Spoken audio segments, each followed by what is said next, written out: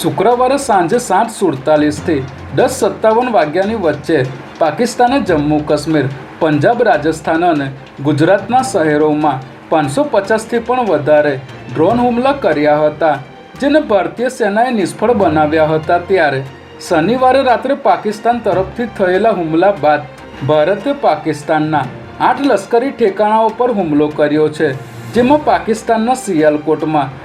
આતંકવાદી launchpad BSF દ્વારા નષ્ટ કરવામાં આવ્યા છે। જોકે યુદ્ધની સ્થિતિને લઈને મુખ્યમંત્રી ભૂપેન્દ્ર પટેલની બેઠકોનો દોર યથાવત છે અને રાજ્યમાં તમામ પરિસ્થિતિને પહોંચી વળવા તૈયારીઓ શરૂ કરી દેવામાં આવી છે।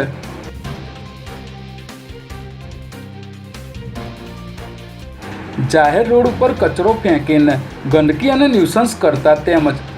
પ્રતિબંધિત પ્લાસ્ટિકનો ઉપયોગ કરનારા લોકો અને દુકાનદારો વિરુદ્ધ મ્યુનિસિપલ કોર્પોરેશનના મેનેજમેન્ટ વિભાગ દ્વારા કાર્યવાહી કરવામાં આવી છે, જેમાં અમદાવાદ શહેરના પશ્ચિમ વિસ્તારમાં SP રિંગ રોડ નજીક આવેલ ખાણીપીણી બજાર એવા અર્બન ચોકમાં દુકાનદારો દ્વારા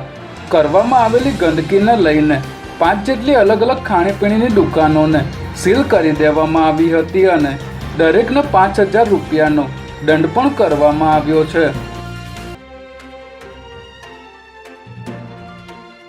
નરોડામાં આરોપીને પકડવા ગયેલી પોલીસ પર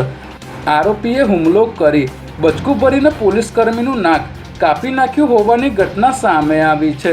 જેમાં રૂપિયા ન આપતા આરોપીએ માતાને ગળામાં કાચનો ટુકડો માર્યા બાદ ઘરમાં તોડફોડ કરી હતી, જેથી પોલીસને જાણ કરાતા નરોડા પોલીસ અહીં પહોંચી હતી, જ્યાં પોલીસે આરોપીને રોકવાનો પ્રયાસ કરતા